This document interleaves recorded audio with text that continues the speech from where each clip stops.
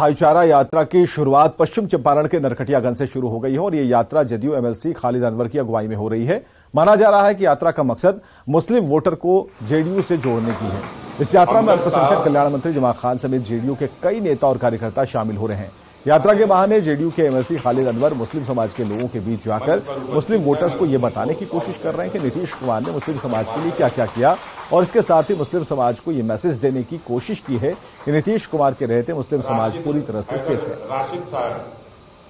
मेरे भाइयों, मुल्क में जो मौजूदा हालात हैं, जिस किस्म के हालात बने हुए हैं, उसमें अगर मुल्क के लोग जागे नहीं, अगर मुल्क के लोग बेदार नहीं हुए और गांधी की जमीन के लोग नहीं जगे, तो यकीन जानिए इस मुल्क को, इस समाज को बर्बादी से कोई बचा नहीं सकता है। आपको एहसास नहीं होगा कि जब इस इलाके में महात्मा गांधी जी आए थे, वो एक हिंदू थे, उन्होंने शेख गुलाब को चुना। कभी यहां के मुसलमानों ने, यहां के हिंदुओं ने नहीं देखा कि महात्मा गांधी की जात क्या है, सरदार पटेल की जात क्या है, डॉक्टर अंबेडकर की जात क्या है, मौलाना अबुल कलाम आजाद की जात क्या है। हम सब ने मिलकर के अंग्रेजों के खिलाफ एक बड़ी लड़ाई लड़ी। अंग्रेजों की गलती क्या थी कि वो जुल्म कर रहे थे। आप एक बात समझिए कि मौजूदा जो सरकार है, भारतीय जनता पार्टी की जो सरकार है, वो बीमार विचारधारा के लोगों की सरकार है, जो न हिंदुओं को पसंद है, न दलितों को पसंद है, न बैकवर्ड को पसंद है, न फॉरवर्ड को पसंद है, लेकिन वो चालू लोग हैं, समाज को बांटते हैं, नफरत फैलाते हैं, जहर बोते हैं और उस जहर की बीज ये काटते हैं कि सत्ता हत्या लेते हैं। हमें जागना होगा। हमें, अगर हम ये समझते हैं कि नरकटियागंज में हम बहुत सेफ हैं, तो भूल जाइए, नरकटियागंज वालों के ऊपर पूरे मुल्क की जिम्मेदारी है, क्योंकि गांधी और आजाद और अंबेडकर और सरदार पटेल के वारिस आप हैं और इसी जमीन से गांधी को आपने पैदा किया था। मेरे भाइयों, कहने की जरूरत नहीं है कि आज मस्जिदों को खोद खोद करके भगवान निकाला जा रहा है। आज ये देखा जा रहा है कि हमारी बेटी तो पट्टा ओढ़ेगी या नहीं ओढ़ेगी। आज ये देखा जा रहा है कि मुसलमानों की हांडी में क्या पक रहा है। आज ये देखा जा रहा है कि ये दाढ़ी टोपी वाले को कैसे मारा जाए। हो क्या रहा इस मुल्क में? जिस मुल्क में गंगा जमनी तहजीब है, जिस मुल्क के लोगों ने मिलजुल करके अंग्रेजों को हराया, जिस मुल्क में आज भी साझी विरासत बाकी है, ये कौन है जहर बांटने वाले?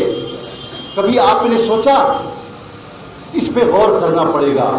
मैं खास तौर से यहां चूंकि हर इलाके के लोग हैं, बड़े बड़े उलमाए कराम आए हैं, बड़े बड़े दानिश्वर हैं, बड़े बड़े समझदार लोग हैं। हमको अपना मुहासबा करना पड़ेगा मुसलमानों को। हम मुसलमानों से नफरत क्यों बैठाई जा रही है? हमारे बारे में क्या कहा जा रहा है और हम कहां हैं? अगर हम अपना एहतिसाब करते हैं, अपना मुहासबा करेंगे, तो यकीन जानिए गलतियां वही आएंगी कि हम मुसलमानों ने समाज की तरफ कभी तवज्जो नहीं की। हमने कभी समझा ही नहीं कि ये मंगल जो हमारे बगल में रह रहा है, ये हमारा भाई है और इसके दिमाग में कोई आकर के कुछ बैठा रहा है, इसको दूर कैसे किया जाए। हमने कभी सोचा ही नहीं, गौर नहीं किया। उलमाए कराम को सियासत से काट दिया, मस्जिदों को सियासत से काट दिया, मदरसों को सियासत से काट दिया, समाज से काट दिया। नतीजा ये हुआ कि शुतुर बेमहार की तरह मुसलमान भागा जा रहा है, कोई पूछने वाला नहीं। आप बताइए, मुझे एक सीनियर जर्नलिस्ट सुबह में बता रहे थे कि इसी बिहार में कभी 55 एमएलए मुसलमान हुआ करते थे। आज आपकी तादाद क्या है? उंगलियों पे गिन लीजिए। इस मुल्क में 50-50 मेंबर ऑफ पार्लियामेंट मुसलमान हुआ करते थे। आज आपकी तादाद क्या है? राजस्थान साफ हो गया, एक एमपी नहीं। गुजरात साफ हो गया, एक एमपी नहीं। मध्य प्रदेश साफ हो गया, एक एमपी नहीं। महाराष्ट्र साफ हो गया, एक एमपी नहीं। बिहार में 7-8 एमपी होते थे, आज 2 बचे हुए हैं। क्यों हो रहा है? हम मुसलमान ठहर कर सोचने को तैयार नहीं है। अगर कोई ये कहता है کہ اس میں بھارتیہ جنتا پارٹی کی غلطی ہے، میں کہوں گا بالکل غلط ہے۔ اس میں غلطی ہم مسلمانوں کی ہے۔ ہم مسلمانوں نے کبھی ہندوستان کے سماج کو، ہندوستان کی سیاست کو سیریس لیا ہی نہیں، ہم نے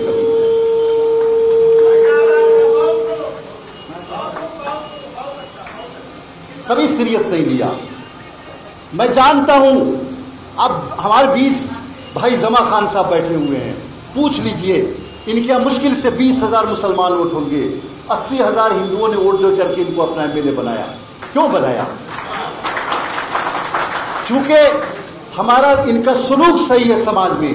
میں ایسے ہی پنچایت کو، ایسے ویدھان سبھا کو جانتا ہوں جہاں 5% بھی مسلمان نہیں ہوں گے، وہاں کے سارے ہندو مل جل کر کے مسلمانوں کو نیتا بناتے ہیں۔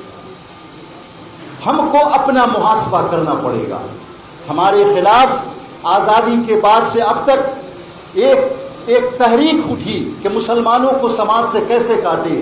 ایک جماعت تھی جس نے جا کر کے محلے کے ہندوؤں کے دماغ میں ڈالا کہ یہ جو مسلمان ہے تمہارا دشمن ہے، اس کی نگاہ تمہاری بیٹیوں پہ ہے، یہ تمہارے مندر کو توڑ دے گا، یہ تمہارے رسم و رواج پوجا پاٹ میں شریک نہیں ہوتا ہے، یہ بہت تم سے نفرت کرتا ہے، تم کو ناپاک سمجھتا ہے، اور ہم چپ چاپ بیٹھے رہے۔ نتیجہ کیا ہوا کہ ہمارے پڑوس میں رہنے والا ہمارا ہندو ہمارا دشمن ہو گیا اور ان کو پتہ ہی نہیں ہے اسلام کا کیا حکم ہے۔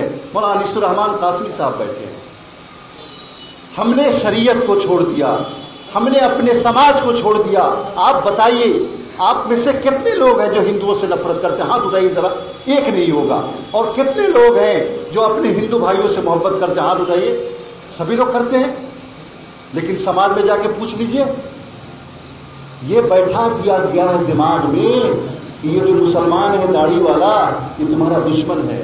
ہم کو فکر نہیں ہے، بھائی چارہ ختم ہو رہی ہے، فکر نہیں ہے۔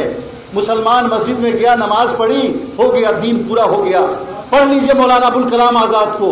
مولانا ابوالکلام آزاد نے جنگ آزادی کی تاریخ میں کہا تھا کہ کوئی آسمان سے فرشتہ آئے اور یہ کہے کہ ہم آزادی دے رہے ہیں، ہندو مسلم الگ ہو جاؤ۔ مولانا آزاد نے کہا مجھے ایسی آزادی منظور نہیں ہے جس میں ہندو مسلم کو بانٹا جائے۔ لیکن یہ کہنے کی باتیں رہ گئی ہیں، ہم سوچنے کو تیار نہیں ہیں۔ ہم اپنی مسجدوں میں نماز کے بعد بیٹھ کر کے یہ سوچنے کو تیار نہیں ہے کہ سیاست میں ہم اتنا گر گئے ہیں، اتنا نیچے جا چکے ہیں، کیسے ہم اوپر اٹھیں گے۔ ہم یہ سوچنے کو تیار نہیں ہے کہ ہمارے محلے کا ہندو، ہمارے گاؤں کا ہندو ہم سے ناراض ہے، اس کو ہم کیسے منائیں، ہمارا بھائی ہے اس کو کیسے منائیں، کوئی سوچنے کو تیار نہیں ہے۔ ہم دنیا میں کیا صرف نماز پڑھنے آئے تھے؟ روزہ رکھنے آئے تھے؟ پہلے سے نماز اور روزہ ہے۔ مولانا ابوالکلام آزاد نے، ان کی یہ کتاب ہے ترجمان القرآن، جانتے ہیں؟ پڑھ لیجئے اس کے مقدمے میں مولانا ابوالکلام آزاد نے لکھا کہ اس دنیا میں محمد صلی اللہ علیہ وسلم کی بعثت کا مقصد نہ تو نماز پڑھوانا نہ تو زکوٰۃ دلوانا، یہ پہلے سے ہے اور فرائض ہیں، کرنا پڑے گا۔ مقصد، بنیادی مقصد یہ تھا کہ مذہب کے نام پر جھگڑا نہ ہو۔ جھگڑا کو ختم کرنے کے لیے آئے تھے۔ قرآن کریم کی آیت ہے قل یا اہل الکتاب۔ میں اور جیتا ہوں، یہ اتر پردیش کا بارڈر ہے کیمور ضلع، جہاں چین پور ودھان سبھا ہے، وہاں پہ ہمارے سماج کے لوگ 20,000 پولنگ ووٹ ہے۔ یہ آپ کا بیٹا، یہ آپ کا بھائی 1 لاکھ ووٹ پا کر لگ بھگ 98,000 میں ووٹ پایا، آپ کے بیچ میں آیا ہوں۔ یہ بھی آپ کو جانکاری ہوگی، میں اتر پردیش کاشی ہندو ودیالیہ میں چھاتر جی کا سفر طے کیا تھا۔ پہلا میں مسلمان تھا جو چھاتر کا ادھیکش وہاں بھی ہوا تھا۔ آپ کو یہ بھی جانکاری ہوگی، جب چناؤ ہو رہا تھا ایک طرف بی جے پی کا گٹھبندھن، ایک طرف آر جے ڈی کا گٹھبندھن، اسی بیچ میں آپ کا بھائی چناؤ لڑ رہا تھا۔ میرا کوئی نیتا نہیں تھا، آپ کے تمام بھائیوں کو دور کے بدولت تو سنگھرش کرتے ہوئے میں 98,000 ووٹ پا کر سدن پہنچنے کا کام کیا۔ آج مجھے جو ذمہ داری ملی،